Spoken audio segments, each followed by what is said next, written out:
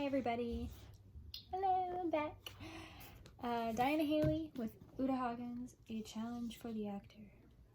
I know I've been gone for a long time. Yeah, I've just been going through a lot of things in my life, and something that I learned is no matter what you're going through in your life, hold on to what you are passionate with and keep moving forward with all of that, because when you stop because you've got unnecessary distractions, it really takes a toll on your character and just who you are as a person, and it's not necessarily a healthy thing to do. So here we are again. I am on with chapter 17, Finding Occupation While Waiting. So the occupation meaning finding something to do while you are waiting. Some people for film might think Forrest Gump while he's waiting for that bus. And he's there sitting patiently waiting, talking to person after person, telling him his life story. I think of Waiting for Godot, which is a wonderful play about two men who are waiting for Godot. They're waiting for this man to come. He has some kind of purpose for coming, but we never really find out why. So that's what we're going to be talking about, is doing something while you are waiting. Waiting does not necessarily have to be something very anxious looking. It doesn't have to be like shaking your leg or, like chewing on a pen. I don't know what to do. I don't know what to do, because then it kind of just looks like the actor doesn't know what they're doing, but they're like, I better show that I'm waiting. Congratulations. So we are going to go a little bit more in depth with that. And we are going to find out, sorry, my notes are right here, how you could be waiting for something or somebody when you've got essentially nothing around you, which is kind of why I thought of Waiting for Godot, because there's not a lot of props. There's like a rock and the desert, and that's it. And so there's no technology, there's nothing going on. They really just have to wait, and but for some reason while you're watching, I've seen the film that they made, and I've also seen the play, and anyway, but you can feel that there is a purpose the entire time, because not only are they waiting, but now you're waiting, and you're like, there is a reason. You just feel as an audience member that there is a reason why you are waiting, why they are waiting. So, it goes all hand in hand with all of that stuff, and that's what we're going to be talking about today. So, number one, know where you are. That's really easy to say. I am in my bedroom. Not good enough. It's surface level, it's plain, it's flat, it's not complex, it's not interesting. Knowing where you are as the character. So if I come up with some example, I could say, where am I? Well, I am in a very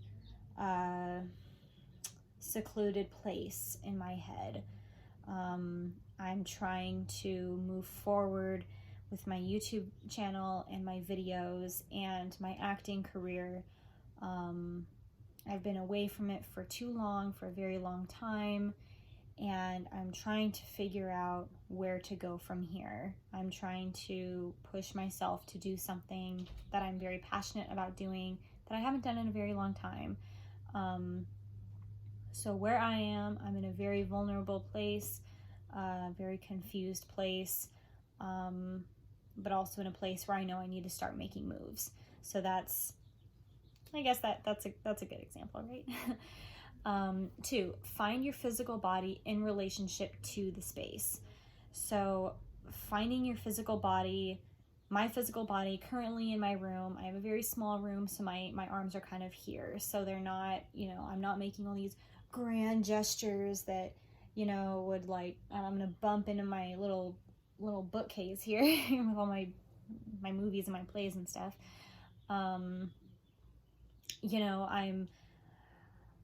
It's also the position that I'm in, feeling like I should be moving forward with my life, trying to move forward, trying to heal and everything. So I'm not as outgoing, I'm not as extroverted as I was, and in relationship to the space in my head, the space that's in my heart, and then the actual physical space around me, I just feel very tight. I feel very enclosed and very attempting to center myself. That's really what my body's doing. So finding your body in the physical space could mean all those 3 different components. Okay, 3, why are you waiting? Okay, great. So now we get to the actual waiting part, where we are waiting for someone, we're waiting for something to happen, maybe. And diving in a little bit deeper than that, who is this person? Who is this person that you're waiting for to you as a character? Is this person going to help you? Is this person going to hurt you? Are you sure? Are you sure this person isn't going to hurt you? Are you sure this person is going to help you? Are you sure in your uncertainty? Those are all things that we can think about, things that are very complex, things that, would create a very interesting watch for the audience to see how much conflict, just simply on waiting for somebody to show up, how much conflict and inner conflict can arise. Know where you have come from and where you plan to go. So I'll go back into my previous example. Where I have come from is a place of disappointment, a place of hurt, injury, things that basically took a part of me away, and things that have caused me maybe to be even a shell of a person, so to speak. Where do I plan on going from here? Well, now that I understand where I'm going from, where I have just come from, and I understand that, now I'm finding a way to move forward. Now I'm kind of going back in order to go forward, and that's my personal solution. So as the actor, what has just happened to this character? Was there a death in the family? Was there an abusive relationship, perhaps? Was there some kind of traumatic experience? Was it a happy experience? Did this person just like meet the love of their lives? Or did this person just sign a big major deal? Did this person just get a huge promotion at work? Where has this person come from? Now where do they plan to go from here?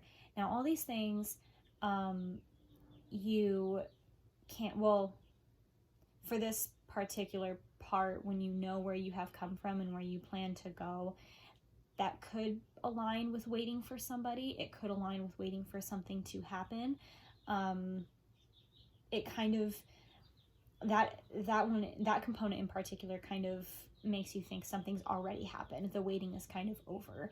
But if you still are waiting, whatever this person is waiting for, maybe they're waiting to deliver the news to the person that they're waiting for, and they're either really excited or they need help. Something where the actor, or I'm sorry, where the character has a goal with this person. Sorry, my hair is like flying everywhere. They have a goal with this person, and where they're planning to go might be where they plan to deliver the news to this person, or they plan to have this person tag along in maybe a plan that they already have because something has happened and they have an idea of how to fix it or how to control the situation, whatever that may be.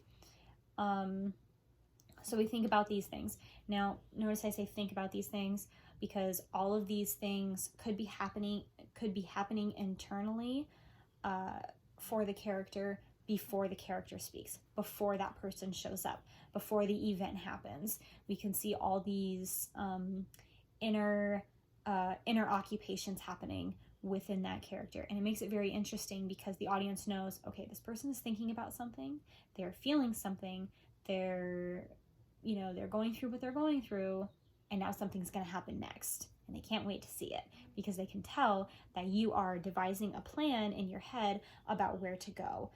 You are expressing emotions and thoughts that are very clear to the audience, where they know something's going to happen. Maybe they don't know what just yet, but they have a good idea, and they want to see, they want to see like the outcome. That's kind of what I've heard another audience member say to one of my colleagues, was like, when you stepped out on stage, we couldn't wait to hear what you were going to say next, because she would come out and she would expect something. She was expecting that something was going on, and then she would see what was going on, and then she would just react. And it was really, really well done. It was very cleanly done by her. She's one of my good friends, and yeah, she's still acting, and so I hope she makes it, because she's quite good. And I just happened to think of her as I was talking about this. It's great. Okay. So number 5, know what has previously happened and what you expect to happen next. So the first part of that, know what has previously happened. So again, this person just went through something, and they are realizing where they have just come from, or what thoughts or feelings that they were feeling before, and then what you expect to happen next. The character, before they plan on where to go, they kind of have an expectation of what's going to happen next, and then they plan on where to go. So in that respect, I kind of want to switch those two exercises in knowing what has previously happened, know what you expect to happen next, and then plan to go somewhere. Because without that expectation of what's going to happen next, you can't really plan on what next to do. So expectations, we've talked about it before in a previous chapter, where we're not supposed to know, even though we've rehearsed it a million times, we're not supposed to know what is going to happen next, which is, everything's like supposed to be like a surprise for us, right? So I mean, for me, honestly, what happens, what I would expect to happen next as far as conflict in a play or story is fear.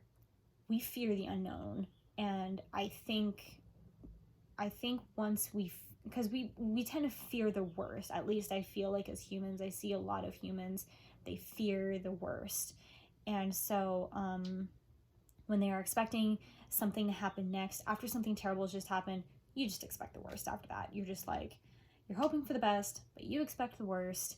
And now you have to plan on worst case scenario, right? That's always like the safe game. That's what we all do. We all try to play it safe.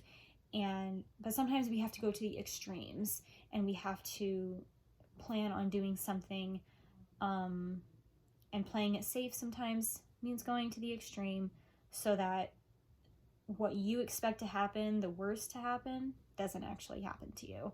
And so that's where we'll get a lot of the drama in our films and in our plays, is those kinds of expectations that drive the character to do certain things in order to achieve a new goal that they suddenly didn't have before. So, and that makes the story interesting all on its own. So next, know the direction from which the person is arriving. So we're kind of going back to waiting. So waiting, like if someone's like really far away, you go, hey, what's up? Oh, that's not you. Oh, my bad. Or someone's like sitting right next to you, or comes to sit next to you, and you go, oh, hey, what's up?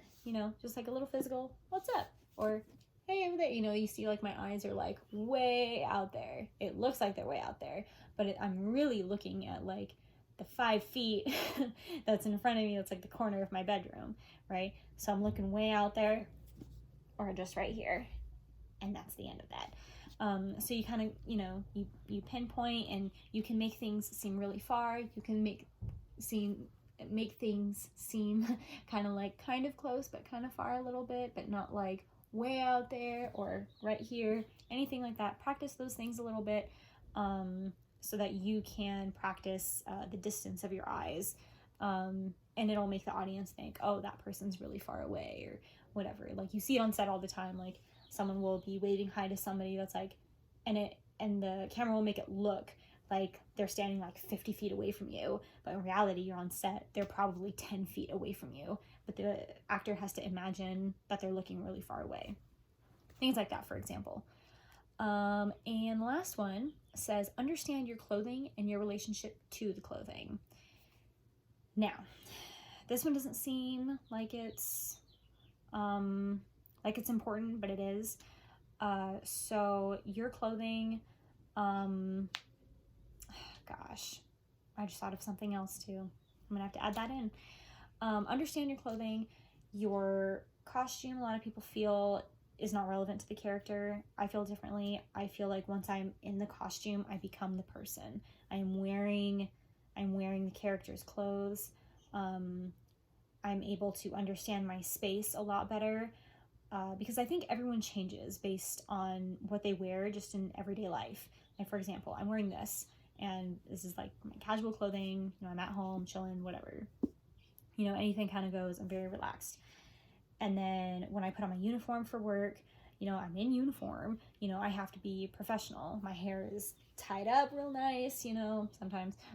And, my hair is up, and I approach everything in as professional way as I possibly can. Same when I go to meetings for agents, or like when I'm meeting other actors, when I am teaching them, doing private lessons and things like that. I try to be as professional as I possibly can. All my emails are professional, regardless of what I'm wearing. But you know what I mean? Like, it depends on what you're wearing. You're not gonna walk into a courtroom with just anything on. You're gonna walk in, someone's going to determine part of your future. So you want to come in respectfully dressed. You walk into church and you become a different person. I think everybody becomes a different person based on what they're wearing. They know where they're going. They know where they're coming from. And they just become, and so that's my idea on that. Sometimes this person that you're waiting for shows up way too early, and they show up earlier than they say they're going to, and you are not anywhere near ready for them to show up. You've got like your face mask is on, your robe's on, your hair is soaking wet, and you're like, oh my God, you were not supposed to be here for another 20 minutes. And they show up, and it's a extremely unpleasant surprise because you are not ready to go. And so now you're uncomfortable, and you are trying to, like, get ready, you're really frantic, and you're just not, you're not in a good place. So there's all that going on as well. But yeah, so while you're waiting for somebody, you've got all these inner occupations going on. You've got these thoughts and these feelings, none of which require lines. You don't need lines to show that you're conflicted about something that's going on around you. It's what you don't say that's really interesting. And all of these different things you can think about over rehearsal, and essentially when you're performing them, they'll come a lot quicker, so it won't feel like you're taking forever to get yourself to that place, wherever your character needs to be. And all in all, while waiting for somebody, waiting for somebody to show up with some kind of purpose, and just be mindful of all those things. And yep, that's it. Okay, great, I'm done. Okay, so thank you again for being so patient with me, and for staying faithful and subscribing and checking in and all that other kind of thing. I really appreciate it, and I'll see you guys next time.